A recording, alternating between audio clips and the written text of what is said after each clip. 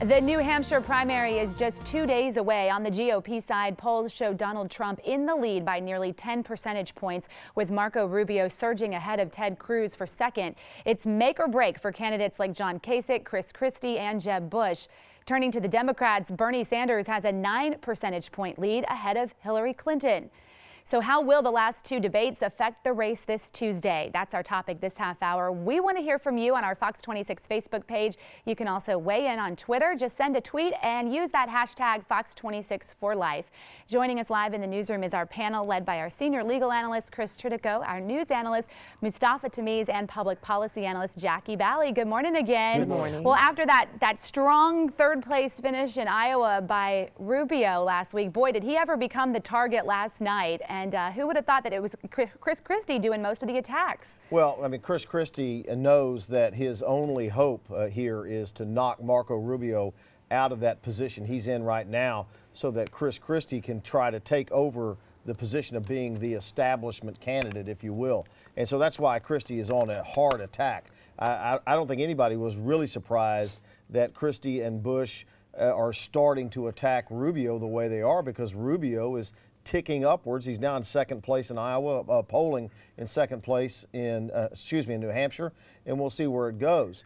Donald Trump learned that skipping debates may not be the best thing in the world, as last week Cruz came up 9 points to win in Iowa. And so it's a huge different race that we're seeing now. The attacks are different. Donald Trump still trying to whine his way to the presidency, said last night that the audience was booing him because they were establishment plants put in there by the other candidates. Well, you know, he did have a point. Most of the people that end up at the debates are donors, and he doesn't have any. So, you know, the deck was stacked against him. This was a tough night for Republican establishment. After the Iowa, Marco Rubio was on the rise. There was some sense that maybe he's our guy. But after last night's performance, Chris Christie got the best of him, and Marco Rubio did not look presidential. So now the race is back to a flux where Donald Trump and Ted Cruz are on the lead, and there's really no front runner amongst establishment candidates. I mean, Marco Rubio was moving up fast, overtook Ted Cruz for second place in the polling. We don't have a new poll.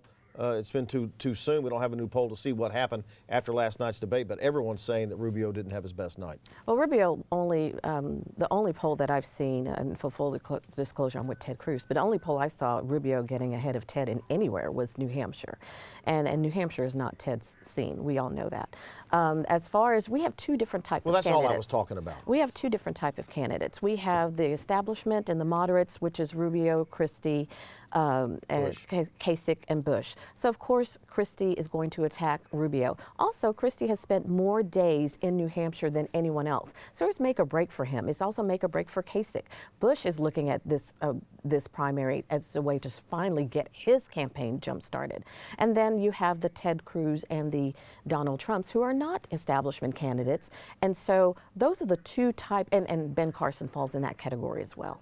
Now, you know, Ben Carson and Ted Cruz have been locked in a pretty bitter battle over what Donald Trump and Ben Carson was saying was dirty tactics by Ted Cruz in saying that he was leaving the campaign.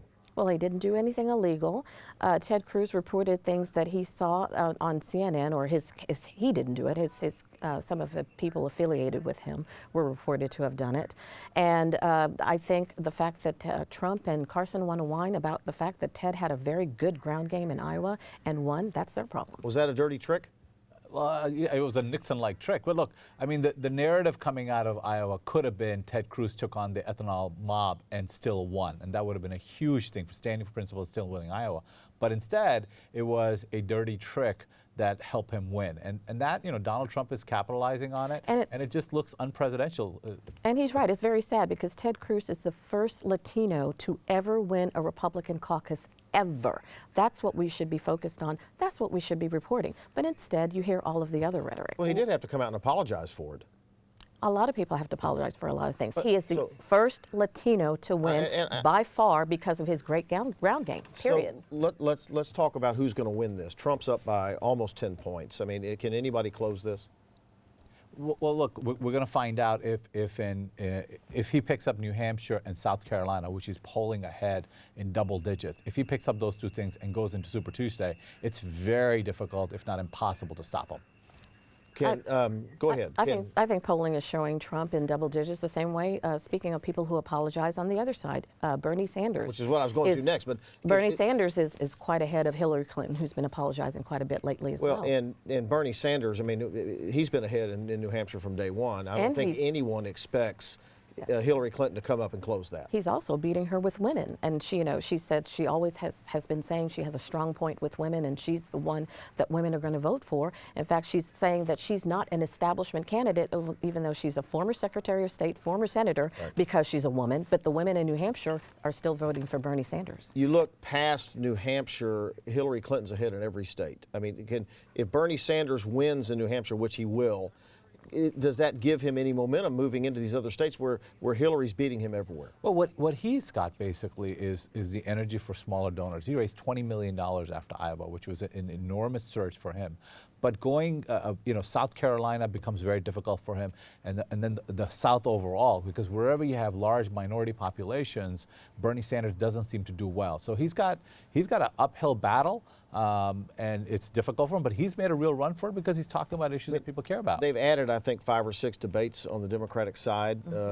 Hillary was opposed at first, and then she was doing so well, she said, "Fine, let's add some more." Do you see a path for victory for Bernie Sanders after New Hampshire? I mean, he's literally behind in every individual poll. Bernie Sanders has continued to amaze all of us because Hillary was beating him in national polls, not just New Hampshire, national polls, by double digits easily. And the last poll that they showed, she was beating him only by 2 points. So the fact that he's a socialist is not scaring the Democrat primary voters. They're looking at him seriously because she's a flawed candidate.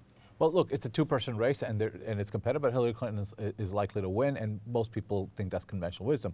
Well, the challenge on the Republican side is that there is no establishment candidate, and therefore Donald Trump is leading the way, and this last performance that Rubio had is going to make it very difficult. So if Donald Trump becomes the Republican Party standard bearer, it will change this party for a generation. But you're going to see after this primary this week, you're going to see Bush and Christie and these other guys going to have to drop out. I mean, Bush Bush is down still in single digits. He's done. And if he doesn't make a strong showing, which he's probably not, he's going to have to drop out. He has a lot of money, so who knows what he's going to do. The same way Bernie Sanders, I mean, the fact that this socialist is doing so well in the Democratic Party is just laughable.